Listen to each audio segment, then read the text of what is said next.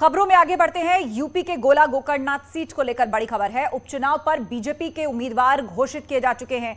अमन गिरी होंगे भाजपा के उम्मीदवार। अरविंद गिरी के बेटे हैं अमन गिरी। उपचुनाव के लिए 3 नवंबर को मतदान होना है और 6 नवंबर को वोटों की गिनती होगी। और अरविंद गिरी ने निधन के बाद जो है ये सीट खाली हुई है और अब उस सीट पर होना है उपचुनाव। तो बीजेपी की तरफ से उम्मीदवार के नाम का ऐलान कर दिया गया है। अरविंद गिरी के बेटे ही उम्मीदवार होंगे। अमन गिरी उपचुनाव लड़ेंगे। 3 नवंबर को वोटिंग होनी है और 6 नवंबर को नतीजा आएगा। दरअसल अरविंद गिरी के निधन के बाद ही ये सीट खाली हुई थी और इस उपचुनाव में टक्कर देंगे विनय तिवारी अमन गिरी को। समाजवादी पार्टी की तरफ से विनय तिवारी मैदान में होंगे। तो गोला गोकर्णनाथ सीट को लेकर समाजवादी पार्टी ने भी उम्मीदवार को घोषित कर दिया है। विनय तिवारी एसपी उम्मीदवार होंगे और उपचुनाव के लिए 3 नवंबर को मतदान और 6 नवंबर को वोटों की गिनती की जाएगी। तो एसपी ने भी अपने उम्मीदवार की घोषणा कर दी है। विनय तिवारी एसपी उम्मीदवार होंगे गोला गोकर्णनाथ सीट उपचुनाव में समाजवादी पार्टी के, जो कि बीजेपी उम्मीदवार को टक्कर देंगे। एसपी ने भी अपने उम्मीदवार की घोषणा कर दी है। तो बीजेपी की तरफ से अमन गिरी और समाजवादी पार्टी की तरफ से विनय तिवारी गोला गोकर्णनाथ सीट पर आमने सामने होंगे। उपचुनाव इस सीट पर होना है। 6 नवंबर को नतीजे आएंगे, वोटों की गिनती होगी और नतीजे घोषित किए जाएंगे।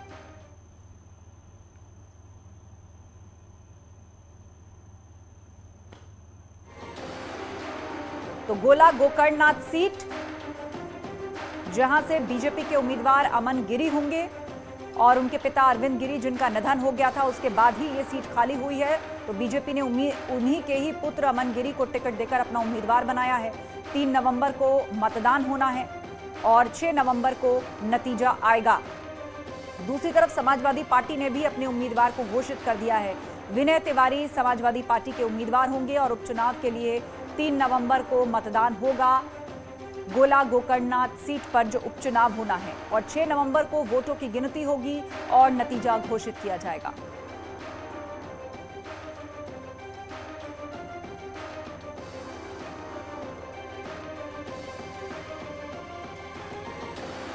और इस पर अपडेट के लिए सीधे हमारे साथ जुड़ रहे हैं हमारे सहयोगी राजीव सिंह हमारे साथ। राजीव, उपचुनाव होना है, एक तरफ अमन गिरी मैदान में है जो कि अरविंद गिरी के ही पुत्र है, तो दूसरी तरफ विनय तिवारी को उम्मीदवार समाजवादी पार्टी ने बनाया है। तो कितनी कड़ी टक्कर दे पाएंगे विनय तिवारी अमन गिरी को?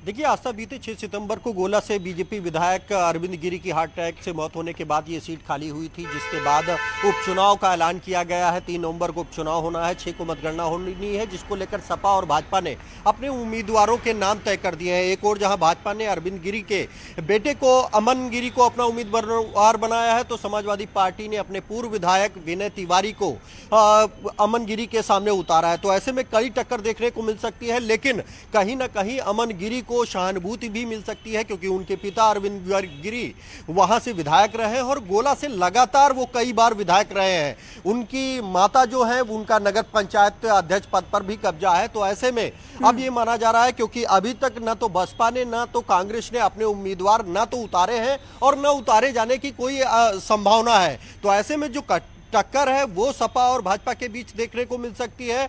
और ये देखना होगा कि जैसा कि आपने देखा, बीते दिनों मुख्यमंत्री योगी आदित्यनाथ ने खुद बीजेपी कोर कमेटी के साथ एक अहम बैठक की थी कि किस तरह से उस उपचुनाव को जीतना है। बीजेपी ने इसकी पूरी रणनीति बनाई है। वहीं दूसरी ओर समाजवादी पार्टी भी पूरी टक्कर देने का प्रयास कर रही है और उम्मीद ये जताई जा रही है कि आगामी 3 नवंबर को होने वाले गोला विधानसभा उपचुनाव में सपा और भाजपा के बीच कड़ी टक्कर देखने को मिल सकती है। बिल्कुल बिल्कुल, और ये मुकाबला काफी दिलचस्प हो सकता है। संकेत मिश्रा भी हमारे साथ जुड़ रहे हैं, हमारे सहयोगी। संकेत, एक तरफ समाजवादी पार्टी के विनय तिवारी, दूसरी तरफ अमन गिरी, ये मुकाबला कितना कड़ा है?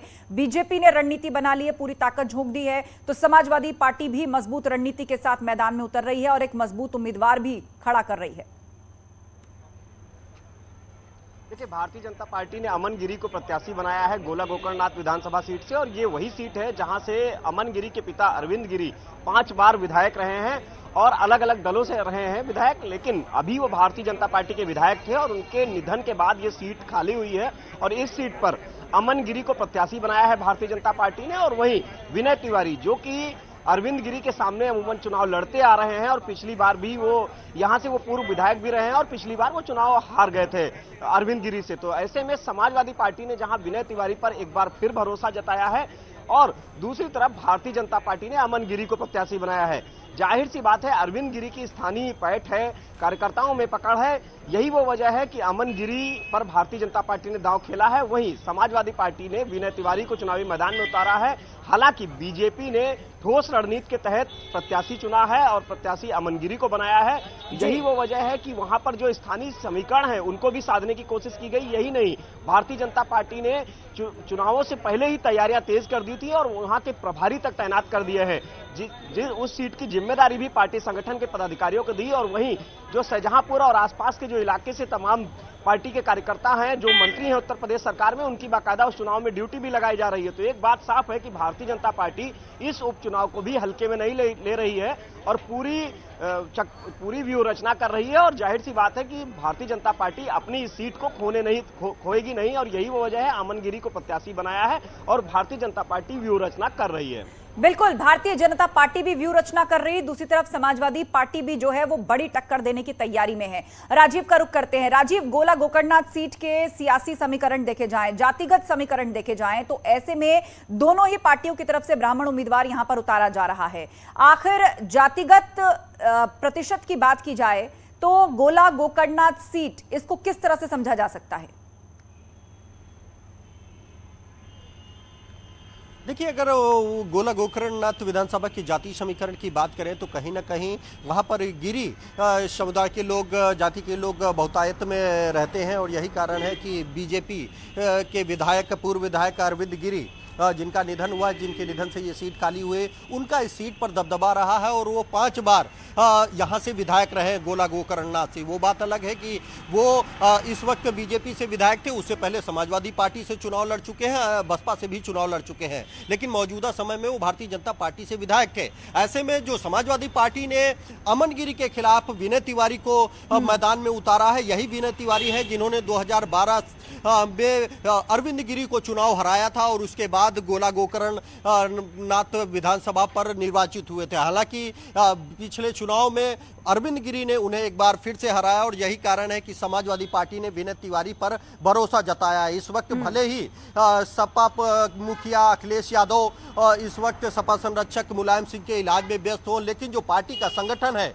वो विनय तिवारी को जिताने के लिए भरपूर प्रयास कर रहा है और पूरी रणनीति के साथ गोला गोकर्णनाथ में जो पार्टी के अन्य पदाधिकारी हैं, जो अन्य कार्यकर्ता हैं, उन्हें कैंप कराया जा रहा है कि इस चुनाव में बेहतर से बेहतर कन्विंसिंग की जाए, लोगों को जो सरकार के खिलाफ मुद्दे हैं उनको लेकर जनता के बीच में जाया जाए, चाहे वो बेरोजगारी का मुद्दा हो, स्थानीय, क्योंकि ये गन्ना बेल्ट है तो गन्ना किसानों का भी जो एक बकाया है वो एक बड़ा मुद्दा रहने वाला है। इन तमाम मुद्दों के साथ समाजवादी पार्टी बीजेपी के गढ़ में बीजेपी को घेरने का प्रयास करेगी, लेकिन देखना यह होगा कि आने वाले इस उपचुनाव में जीत किसकी होगी। लेकिन यह तय है कि इस विधानसभा उपचुनाव में सपा और भाजपा के बीच बेहद दिलचस्प लड़ाई देखने को मिलेगी। बिल्कुल, और इस बीच हमारे सहयोगी लखीमपुर से मनोज शर्मा भी हमारे साथ फोन लाइन पर जुड़ गए हैं। मनोज, गोला गोकर्णनाथ सीट की यहां पर बात हो रही है, भाजपा और सपा के बीच में काफी कड़ी और कांटे की टक्कर मानी जा रही है इस सीट पर। हालांकि असल फैसला 6 नवंबर को आएगा, 3 नवंबर को मतदान होगा, लेकिन बहुत ही दिलचस्प मुकाबला माना जा रहा है। सपा ने विनय तिवारी को उतारा है जो पहले अरविंद गिरी को हरा चुके हैं, और इस बार भाजपा ने उन्हीं के पुत्र को टिकट दिया है, वो चुनावी मैदान में, और सपा की तरफ से विनय तिवारी।